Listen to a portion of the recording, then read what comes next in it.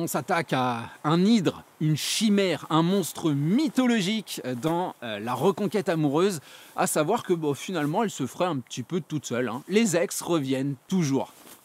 Ou pas. On va voir ça ensemble et comme d'habitude ça commence juste après le générique.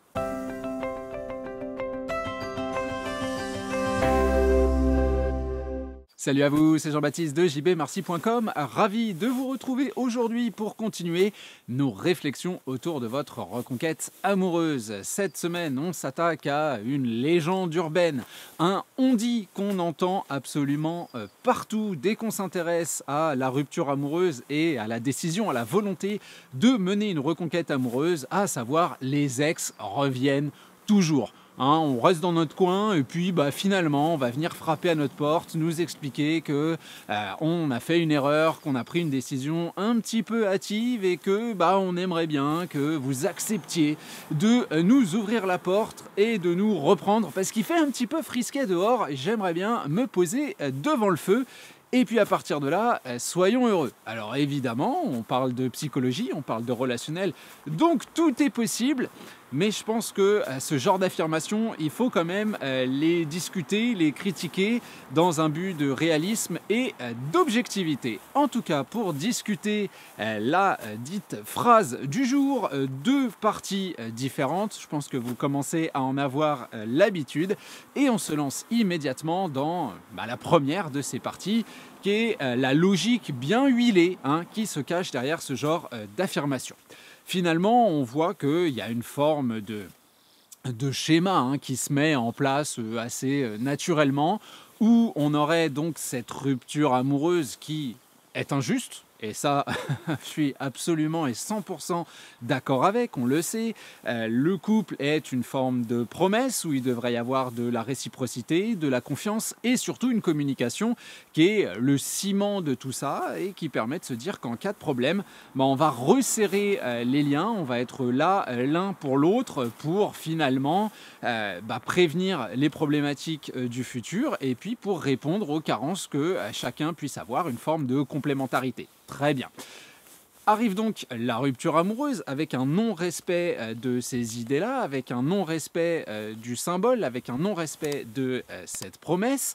Cette décision entraîne une forme de conflit, qu'on soit dans quelque chose d'extrêmement violent ou qu'on parte chacun de son côté avec un grand sourire, ce qui, soyons honnêtes, arrive relativement peu souvent parce que, rappelons-le, la rupture est une décision unilatérale. J'entends parfois qu'on était tous les deux d'accord.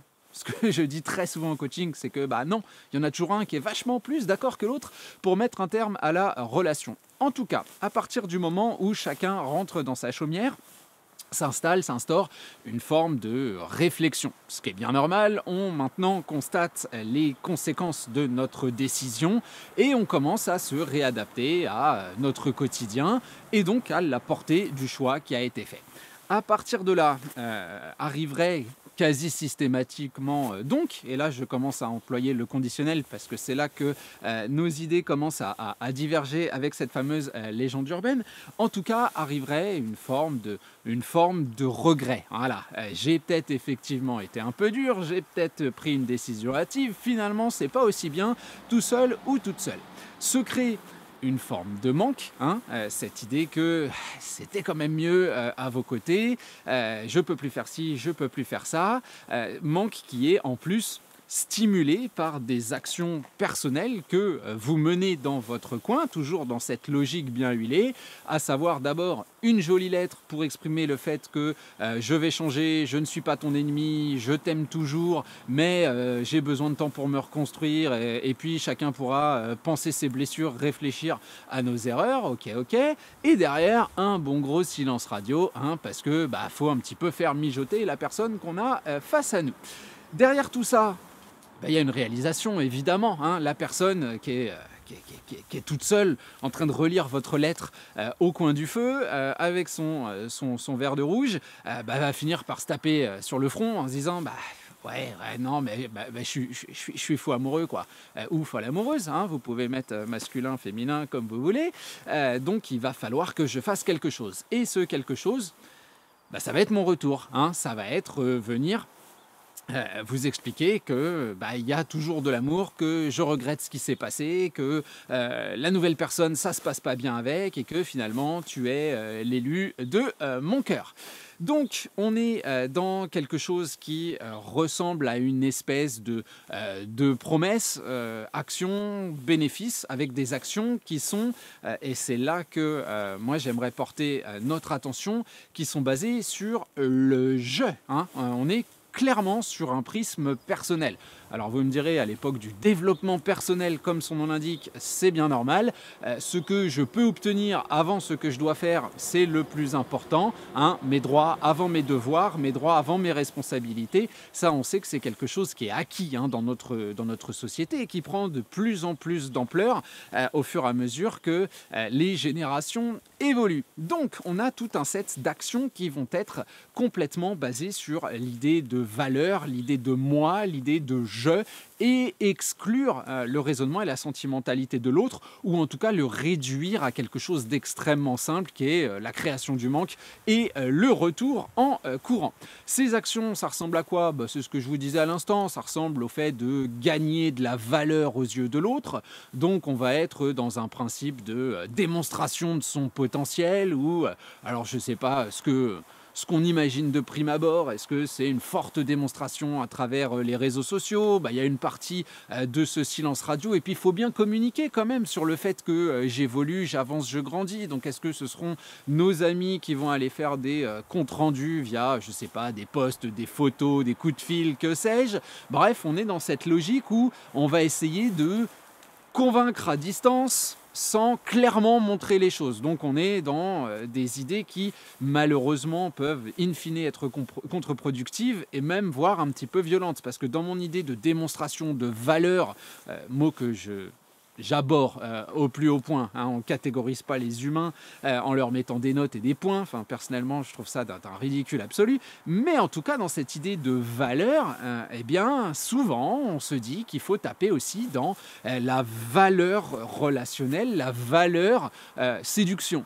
Du coup, on va laisser penser que je fais plein de rencontres, que je suis extrêmement convoité. Regarde, je suis tout beau, toute belle, je suis bronzé, j'ai changé de garde-robe, j'ai changé de coupe de cheveux, je me suis refait faire les chicots. Je dis ça parce que je suis allé chez le dentiste hier, là j'ai une gencive qui est prête à exploser. Enfin bref, on est dans cette idée que je suis en train, grâce à cette rupture, d'être dans une forme d'explosion positive, de renouveau, etc. etc. Alors qu'on s'entende bien, hein, j'ai rien contre l'évolution, bien au contraire. Ce qui me dérange, c'est cette volonté de démonstration absolue. On est dans de l'intellectuel au plus haut point. Alors c'est bien de réfléchir, maintenant il ne faut pas le faire n'importe comment à mon sens, et puis surtout on est dans une logique qui est complètement reliée à nous. On est totalement dans un égoïsme absolu, dans quelque chose d'extrêmement simpliste qu'on retrouve dans énormément de domaines de notre vie, hein. Comme je vous le disais tout à l'heure, il y a cette espèce de balance entre l'action que je fais, qui est simple, qui est easy, hein, qui ne va pas me demander beaucoup, que je vais faire de mon côté, et un bénéfice assuré qui est absolu. Et ça, on le retrouve, je ne sais pas, allumez votre télé, c'est la logique de la publicité. Hein. Achète telle voiture, tu seras heureux. Achète tel dentifrice, t'auras les dents cling. Voilà. Enfin voilà, on est dans ce genre de truc où une petite action faite de mon côté va créer, c'est l'effet papillon hein, un tsunami de l'autre côté. C'est la même chose dans les discours politiques. Hein. Votez pour moi, et là, bam, des promesses incroyables. Il n'y aura plus un pauvre dans les rues, il n'y aura plus un SDF, on nous avait promis. Ouais, on nous avait pas dit que c'était parce qu'on installerait des systèmes pour les empêcher de dormir sous les porches ou dans les rues. Hein. On nous avait dit qu'il n'y aurait plus de pauvreté.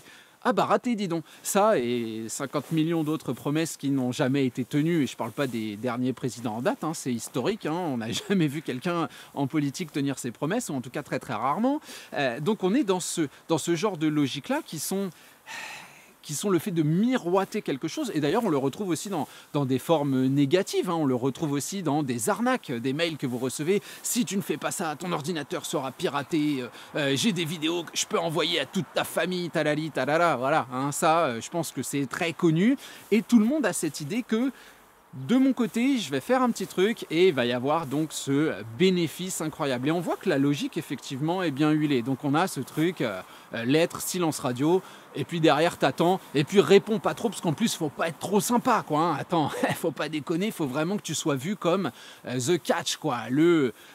Cette personne incroyable qui déborde de charisme et sur qui on veut mettre le grappin. Ce qui n'a pas grand sens puisque de base on vous a quand même laissé de côté. En tout cas, ça nous permet de passer à la deuxième partie du débat qui est que si la logique est bien huilée, il y a quand même des failles qui, moi, me paraissent extrêmement importantes. Les deux principales failles, vous les connaissez, vous en connaissez le nom, surtout si vous êtes sur cette chaîne.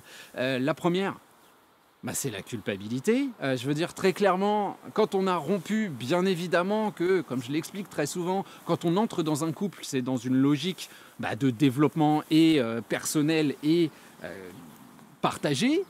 Cet échec-là ne fait plaisir à personne. Donc on est dans une logique où on constate qu'on a raté quelque chose. On sait très bien qu'on vous a fait du mal le jour où on vous a dit pardon, écoute, on est incompatible, ça ne fonctionne pas, j'ai plus de sentiments, ou encore pire, j'ai fait une rencontre, même si vous avez tout de suite catégorisé l'autre comme quelqu'un de diabolique, quelqu'un qui vous a trahi, quelqu'un qui vous a menti, ça je le remets pas en cause. Mais l'idée de venir vous le dire, c'est quelque chose de pas agréable et on sait qu'on porte ça dans son sac à dos, on sait qu'on a fait ça, donc on sait que quelque part on va avoir cette gommette, qui n'est pas une super jolie gommette, hein, ce tatouage qui est attention, j'ai fait ci, j'ai fait ça, comme en prison, hein, quand on commet son premier meurtre, bam, on se fait une petite croix, je sais pas, j'y suis jamais allé, mais vous voyez l'idée, on connaît tous ce genre de choses. Donc on est marqué par cette culpabilité, par le fait d'être venu vous voir, et ça finalement c'est quelque chose, c'est un bloquant, peut-être pas au regret, mais à l'expression du regret, chose que je vous ai dit des milliers de fois parce que tout simplement quelque chose que j'ai entendu de la part de ma compagne, c'est cette idée qu'elle se sentait tellement coupable qu'elle ne serait jamais revenue vers moi. Si moi, je n'avais pas fait ce qu'il y avait à faire pour mener une reconquête amoureuse, c'est quelqu'un qui se serait dit « Bon, j'ai merdé, la relation d'après a merdé également, décidément, je fais que de merder, donc je me tourne vers de la nouveauté, vers autre chose, etc. etc. » On ne serait absolument pas revenu vers moi. Et je pense que je la connais pour la pratiquer, ça fait quand même 15 ans qu'on est ensemble, 13, quelque chose comme ça, 14, que je suis revenu, enfin bref, les chiffres on s'en fout un petit peu, mais l'idée c'est que je la connais plutôt pas mal quand même. Je peux vous assurer qu'elle ne serait pas venue, hein. Elle ne m'aurait pas appelé pour me dire « Ah, au fait, je crois que j'ai fait une connerie ». C'est vraiment pas du tout le style de la maison, et à bien réfléchir. Cette idée de « Ah, les ex reviennent toujours », y a aussi une contradiction que j'entends absolument quotidiennement, c'est cette idée que mon ex est quand même super fier, hein. Quand il ou elle prend une décision, il ne revient pas en arrière. Faudrait savoir. Je croyais que la personne face à nous revenait toujours. Et je ne suis pas en train de critiquer les personnes qui me disent que leur ex est fier. Je suis plutôt en train de critiquer cette phrase qui on peut la comprendre, hein, et vouée à donner de l'espoir, mais complètement surréaliste de cette idée que les ex reviennent toujours. Non, un ex peut revenir. Voilà, hein, ça nous fait une belle jambe, un ou une, mais ça ne suffit absolument pas à créer une logique de reconquête amoureuse et à justifier un attentisme, un manque de communication, le fait d'être désagréable, enfin bref, tout ce qui est prôné de manière, j'ai envie de dire, simpliste et sans focus sur la psychologie. Outre la culpabilité, il y a un deuxième problème, on recommence, une deuxième problématique, quelque chose qui est là aussi est un bloquant incroyable, c'est la logique de pacte.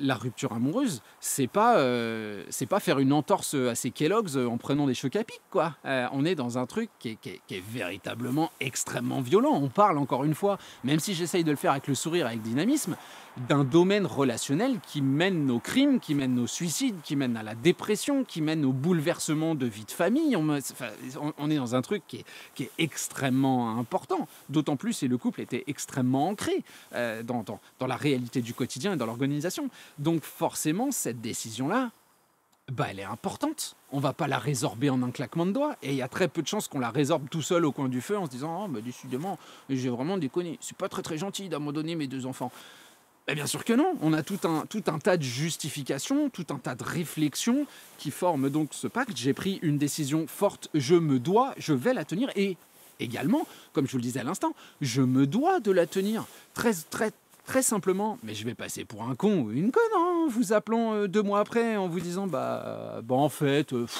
Bon, tu te rappelles le carton rouge? Ouais, bah j'ai regardé à la vidéo. Bon, en fait, tu touches le ballon d'abord. Allez, je te mets juste un petit carton jaune. Soyons amis. Euh, Bah non. Enfin, je veux dire très clairement, la décision est prise, elle est assumée, elle est cette idée du ah bon bah en fait j'ai fait une grosse connerie, c'est quand même relativement rare. Alors attention, encore une fois, il y aura peut-être des exemples sur cette vidéo qui me diront oui si moi mon ex est revenu etc. Ouais si vous voulez. Alors d'abord je pense que c'est de plus en plus rare. Enfin, il y a, il y a- il y a cette idée à mettre en relief que plus la relation était implémentée, moins il y a de chances que ça arrive, quoi. Voilà, très clairement. Ça, c'est d'abord quelque chose que je vois de manière empirique dans les constatations que je peux faire au quotidien.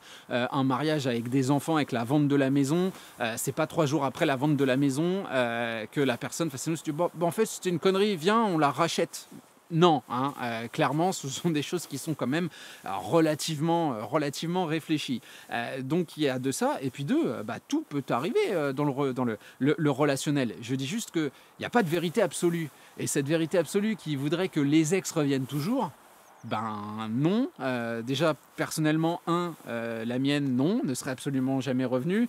Et dans 95% des cas que je traite, ben, on voit que les gens face à nous, ben non, bizarrement, ils reviennent pas tout seuls. Hein. Sinon, on n'aurait pas besoin de passer par un coaching conquête amoureuse quand même de base. Enfin, je veux dire, voilà, si les ex revenaient tout seuls, il y a des chances que vous ne soyez pas devant cette vidéo, que vous soyez juste en train de lui ouvrir la porte, d'accueillir ses fleurs, ses chocolats, et je sais pas, de vous envoyer en l'air sous la couette en regardant Netflix, quoi.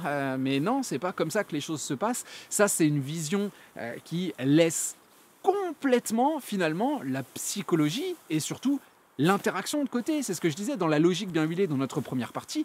On est complètement focalisé sur le prisme personnel, sur le moi-je, moi-je, moi-je. Mais une reconquête amoureuse et une rupture a fortiori, c'est nous. C'est nous qui implose et c'est nous qu'il faut reconstruire. Alors évidemment qu'il y a une grosse part de ce que moi je vais faire, mais pas dans la coercition, pas dans le chantage, pas dans la violence, pas dans la démonstration, pas dans toutes ces choses-là. Dans le partage, dans le sourire, dans le dynamisme, dans le contraste, dans quelque chose qui est finalement réinclut la personne qu'on a face à nous dans un quotidien, dans un échange, mais qui laisse de côté la problématique pour justement éviter de stigmatiser la culpabilité, éviter ce genre de réflexion qui voudrait se dire que, bah écoute, si ça a explosé une première fois, ça n'est plus possible de se remettre ensemble. En tout cas, très clairement, moi, c'est comme ça que je vois la construction de nos contenus, de nos idées. C'est sur la psychologie, c'est sur le partage, c'est sur finalement deux personnes et non pas une. Et c'est comme ça que, oui, naissent les idées du système crise, naît l'idée également du mouvement, le tout en évitant la démonstration, en évitant le focus relationnel, en évitant tout ce qui est finalement négatif et qui justifie le fait que la personne face à nous soit partie. Tout ça pour conclure et vous dire que non, les ex ne reviennent pas toujours. J'aurais même plus tendance à croire l'autre phrase qui dirait que les ex ne reviennent jamais. Alors évidemment, après on peut commenter cette phrase-là également en se disant que non, de toute façon le but c'est jamais une reconquête amoureuse. En tout cas, c'est pas comme ça qu'on l'a construit ici. C'est pas que la personne face à nous revienne ou redonne une chance ou je ne sais quoi. C'est de construire quelque chose de nouveau. Donc ça inclut cette fameuse trilogie du sang, des larmes, de la sueur. Beaucoup d'efforts, beaucoup de réflexion et cette volonté de sortir du carcan des préjugés et des préconçus qui sont excessivement présents et qu'on peut lire dans à peu près pas tous les commentaires, mais sous toutes les vidéos, il y a des commentaires de ce type-là qui donnent souvent envie de se taper la tête contre les murs, mais qui, à mon sens, donnent du corps à nos raisonnements. En tout cas, on en arrive à la fin de cette vidéo. Vous savez comment ça fonctionne. Le like est extrêmement apprécié puisqu'il permet à l'algorithme de faire monter la chaîne et de résister aux bêtises qu'on peut trouver un petit peu partout. Vous avez également l'abonnement et le fait de cliquer sur la petite cloche qui vous permettra de recevoir, d'être prévenu lorsque les nouvelles vidéos sortent. Et vous pouvez toujours rejoindre aussi la chaîne en devenant soit membre Gold, soit membre VIP. Et les VIP, vous le savez, ont le droit à une vidéo par jour qui est publiée selon leur retour.